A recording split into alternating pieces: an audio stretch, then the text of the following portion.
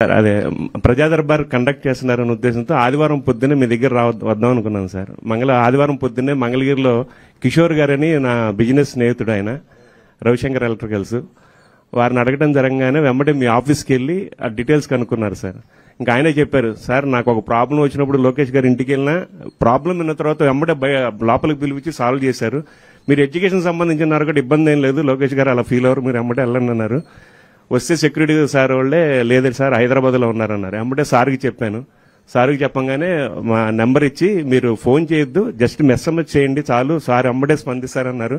మేమైతే ఊహించలేదు sir, with in half an అవర్లో మీ దగ్గర నుంచి కాల్ రావడం, ఆ డీటెయిల్స్ రావడం, వెంబడే నిధి మేడం సార్ కూడా ఈవినింగ్ మమ్మల్ని టచ్లో ఉండి నెక్స్ట్ డే మార్నింగ్ రావడం, అసలుకి అదొక అంటే గూప్స్ బంప్స్ అంటారు కదా, మాకు అలా ఉంది సార్ అసలుకి. ఎందుకంటే విత్ ఇన్ 1 వీక్లో ఒక సాధ్యం కాని పనిని, అంటే వ్యవస్థ మీద మీరు అంటారు కదా సార్, వ్యవస్థ మీద చంద్రబాబు గారు అన్నట్టు వ్యవస్థ మీద నమ్మకం అనుభవం ఉన్న వాళ్ళు ఉంటే మాకు ఏం జరుగుద్దు అనేది మా జీవితంలో తెలుసుకున్నాం సార్.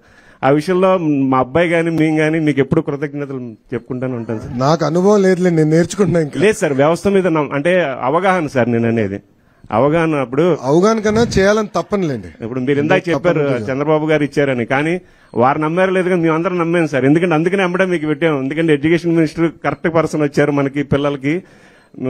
అంటే మా బాబు కూడా మీ బ్రాడ్కాస్ట్ లో వీడియోస్ చూస్తూ ఉంటాడు సార్. అంటే నేను చూడండి, నేను పేపర్ చదువుతాను, నేను ఎప్పుడు వాడికి ఈనాడు పేపర్లో సక్సెస్ స్టోరీస్ చూసి చూడరా అంటే వాడి నవ్వుతూ పక్కన పడేస్తాడు. వాడి వీడియోలు చూసిన ఏంటో అనుకున్నాను, కానీ ఈ వీడియోలన్నీ చూస్తూ ఉంటాడు వాడు. మేమంతా యూట్యూబ్ జనరేషన్ లేండి. అదే సార్. Thank you sir.